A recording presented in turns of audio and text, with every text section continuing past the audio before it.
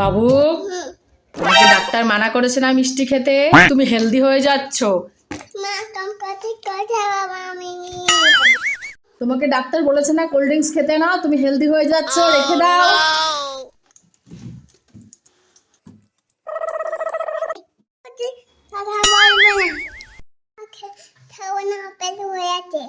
তুমি আর ভাত খাবে না? তোমার পেট ভরে গেছে? কোথায়? তুমি তো এখনো তোমার ভাত কমপ্লিটই করলে না, খাওয়াই হয়নি। কত রোগা হয়ে যাচ্ছে, তুমি তাড়াতাড়ি ভাতটা খেয়ে নাও। ओ भाई मारो मुझे, मारो मारो मुझे।